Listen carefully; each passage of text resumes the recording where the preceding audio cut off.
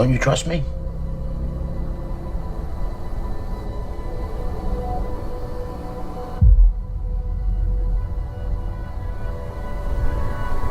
Con, is Dad an honest man? An honest man? Where'd you get that from, Rose? A man that gives you everything. Some questions are just better left unanswered. He doesn't do things right all the time, but he does them for the right reasons. Our families came in with nothing. You're led to believe that things are fair here. They're not. How are you, Jennifer? I am hanging in. It's been a long road. I love it. Yeah, but I mean, you have a great movie. So, like, this is all worth it. This is all worth it. Thank you. Thank you. I have been watching movies from like all my life. And of course, I love mobster movies and shows and everything. But I think this is the first time that we see the perspective from a female perspective. Usually females are always like secondary characters, or, you know, they're always being cheated on it, or they're always paranoid, they're always crying. No, there's always something hysterical in women's in mobster movies. But now we see, I have a daughter, and I don't know, it hits differently because we see how the females, the daughters and the mom are like, you know, like silent witnesses of what's going on. And I wonder, because this is so personal for you, because you wrote it, you directed, you did, and you acted as the mom. So I wonder, first, the inspiration to create something like this in a atmosphere that is dominated by men, at least in movies, and why putting two girls and yourself as witnesses of what's going on, because Dominic is super powerful in all his movies, and now we just related to a secondary character here. Yeah, it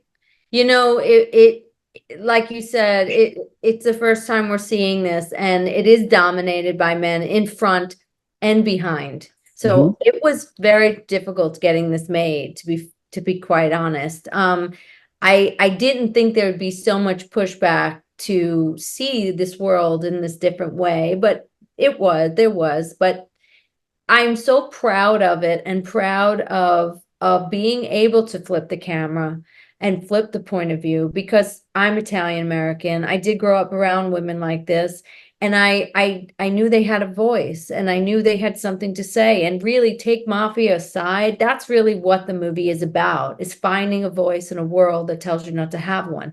And that's nor women nor men, that's anybody who's been stuck in a slot for whatever reason and told that that's where they belong. And what do you do if you don't agree with that? You know, it's a very hard journey to tell the world around you they're wrong and go your own way. It's a really difficult thing. So it was just a very personal subject matter for me that I really needed to tell. And I found the story really facilitated what I was trying to say. Again, because I grew up around seeing this, and I thought it was time to tell this story. I think another main character in your movie, it's the clothing, the dresses, everything, the music, the details. Yeah. And I wonder, you as an actress, how perfectionist you were, because I loved it. I just felt that it was filmed in the 80s, because the clothing was like on point. And I wonder how I don't know, how perfectionist you wanted to be with this, because I think it's a main character also in the film. Yeah, no, you're absolutely correct. It was, and so for instance, like for the look of it, for the look of especially the house, I told the production designer, who's incredible, who had 3 weeks to get this done, 4 time periods. But what I told her is based on character. I said, you know, Francine, this is her only place that she has control. So everything came out of character. So this is Francine's lair. And this is our only place where she can exert some authority, is through her home and her decorating. Make it as feminine as possible. So it's like a screw you to Joe, basically, because it's the only place she can she's not going to give him this masculine house. It's going to be feminine and pink and gaudy and that's what we did. And even with the hair and with the makeup, we were trying to cover, you know, what was going on inside. So things got a little bigger and heavier, and, you know, and that was also the time. And I grew up in that time, and it was a time of beauty, and then got scary, and you know, so it just all needed to play a part in it. And you're very, very correct when you say it was another character. One thing that I also love is your work with the cinematographer, with the eyes, the looks. It's like feeling I'm watching you, but I won't say anything. And there's a sequence at the beginning when the dad is closing the garage door, and he see the girls inside the car, and they see each other, and it's like a complicity of that thing only with looks.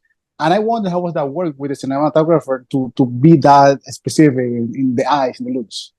It was something I worked on with him for at least a month prior. Like everything needed to come from Rose, and we needed to see this entire movie play out through her eyes.